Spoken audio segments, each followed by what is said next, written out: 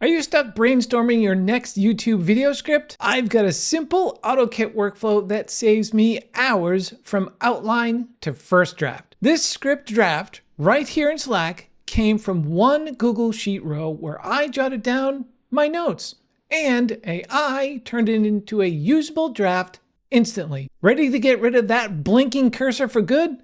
All right, let's go. So here's how it works. I add a new row in Google Sheets with my notes, and I set the status to ready. AutoKit triggers on that new row, double checks the status with a filter, sends the notes to OpenAI to generate a draft, and then delivers it to Slack so my team or my future self can grab it later. And if you'd rather, you can send that draft straight into Google Docs instead. Now let's take a closer look at how this is set up.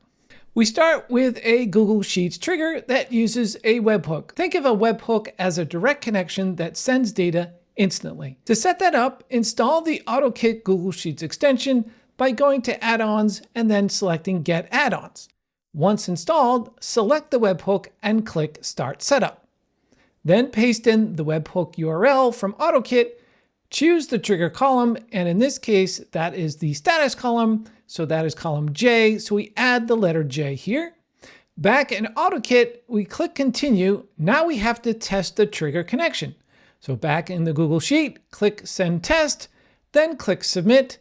Back on AutoKit, you should see the data has successfully been captured. Once that test comes through clean, we then go back into the extension and select Enable Sending Data. And now the sheet can kick off the automation. The next part is the sheet columns, and that actually determines whether your output is wow or why did it write that. So here's some of the data that the Google Sheet is collecting. Video topic, audience, key points, length, CTA, and tone. This is the classic rule, right? So garbage in, garbage out. The more context you give the AI, the less generic the script feels. For instance, if you only give it a topic, it guesses. If you give it the audience, goal, and key points, it can actually write something useful.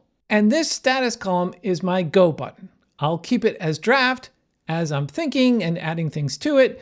Then I set it to ready when I want the workflow to run. Back in AutoKit, the workflow fires when that row updates, specifically when the status changes.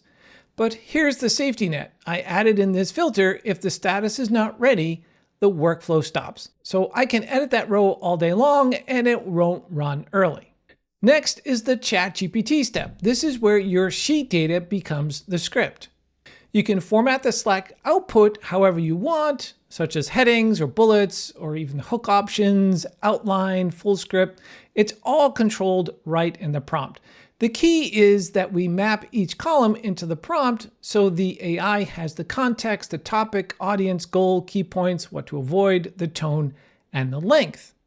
The Slack step here is simple. It just grabs the output from ChatGPT and puts it into the specific channel. Now, the last couple of steps here are administrative, but it closes out the workflow by updating the status from ready to done. I don't want it to keep firing on that same row. So let's run it for real. I'll add a topic, a couple of key points, the tone and the length, and then flip that status to ready. AutoKit then grabs the row, sends it to ChatGPT, and here comes the draft in Slack. Again, this is not final by any means, but I'll take 80% done over a blinking cursor any day. That's the full workflow. Your notes live in a Google Sheet. AutoKit runs the automation when you set status to ready. If you want the recipe workflow to start from, check the link in the description. Quick question for you: what slows you down most when scripting out your YouTube videos? The hooks, the outlining, or the actual writing? Hey, thanks so much for watching, and we'll see you in the next one.